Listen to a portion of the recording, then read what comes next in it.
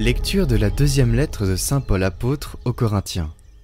Frères, nous voulons vous faire connaître la grâce que Dieu a accordée aux églises de Macédoine. Dans les multiples détresses qui les mettaient à l'épreuve, l'abondance de leur joie et leur extrême pauvreté ont débordé en trésors de générosité. Ils y ont mis tous leurs moyens, et davantage même, j'en suis témoin, spontanément, avec grande insistance, ils nous ont demandé comme une grâce de pouvoir s'unir à nous pour aider les fidèles de Jérusalem. Au-delà même de nos espérances, ils se sont eux-mêmes donnés d'abord au Seigneur, et ensuite à nous. Par la volonté de Dieu, et comme Tite avait déjà commencé, chez vous, cette œuvre généreuse, nous lui avons demandé d'aller jusqu'au bout. Puisque vous avez tout en abondance, la foi, la parole, la connaissance de Dieu, toutes sortes d'empressements et l'amour qui vous vient de nous, qu'il y ait aussi abondance dans votre don généreux. Ce n'est pas un ordre que je donne, mais je parle de l'empressement des autres pour vérifier l'authenticité de votre charité. Vous connaissez en effet le don généreux de notre Seigneur Jésus-Christ. Lui, qui est riche, il s'est fait pauvre à cause de vous, pour que vous deveniez riches par sa pauvreté.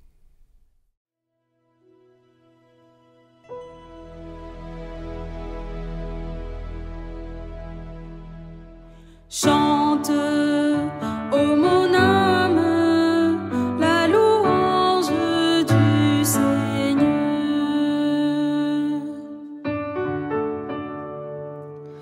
Le Seigneur garde à jamais sa fidélité.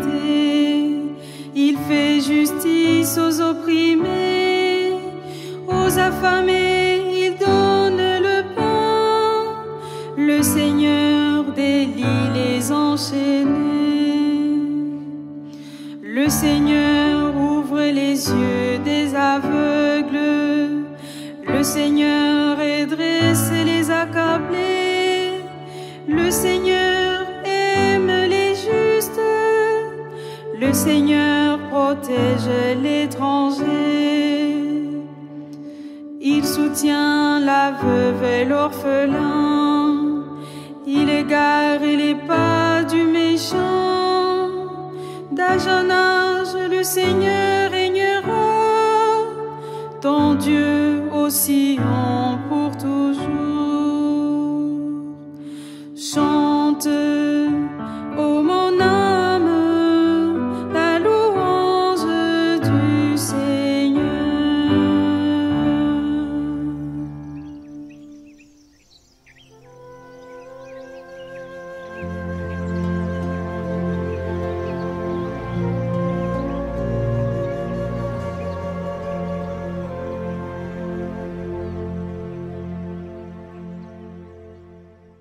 Évangile de Jésus-Christ selon saint Matthieu.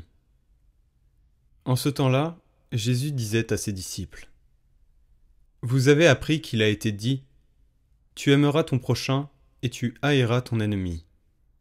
Eh bien, moi je vous dis : aimez vos ennemis et priez pour ceux qui vous persécutent, afin d'être vraiment les fils de votre Père qui est aux cieux.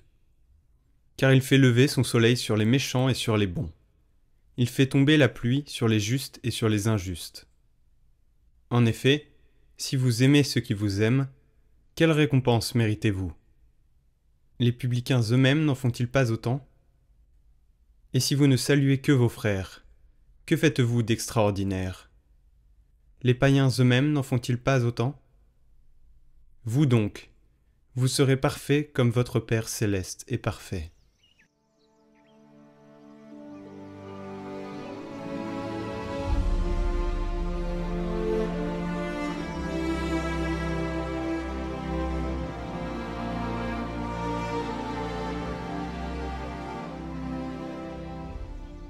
Il arrive de vivre des blessures profondes, une trahison, un rejet, une injustice.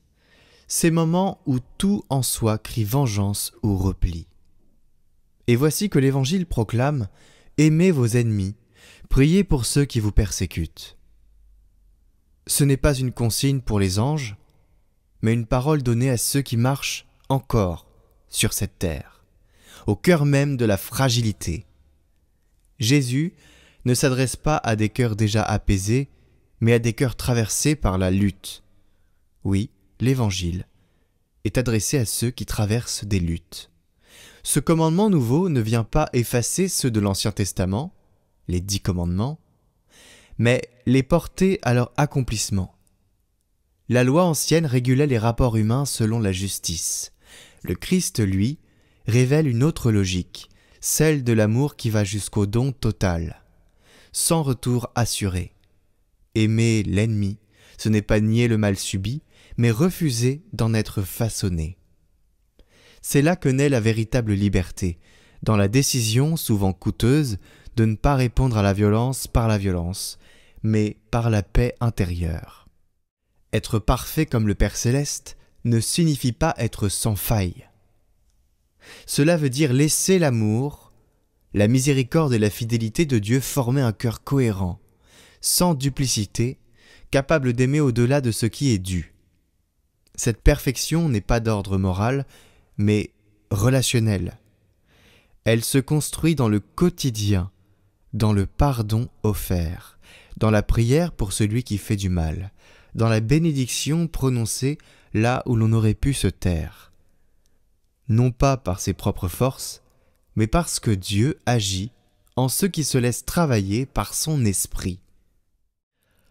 Le passage où Jésus invite à saluer non seulement nos frères, mais aussi ceux qui ne sont pas des proches, bouleverse profondément notre manière de voir les relations humaines, surtout dans nos sociétés actuellement très individualistes et tournées vers notre propre nombril, mais aussi le confort de la mondanité.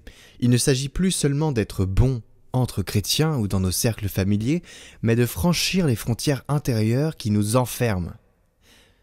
Le Christ nous pousse à sortir d'une logique de clan, de confort ou d'entre-soi.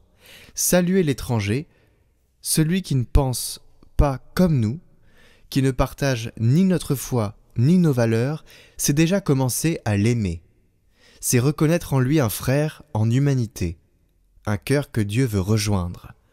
Pour les chrétiens, cela implique un style de vie, être signe d'accueil, de dialogue, de paix, dans la rue, dans l'église, dans nos choix relationnels. Il ne s'agit pas de tout approuver, mais de ne jamais exclure de l'amour. C'est ainsi que notre foi devient crédible, quand elle déborde les cercles attendus et touche même ceux que le monde ignore ou rejette.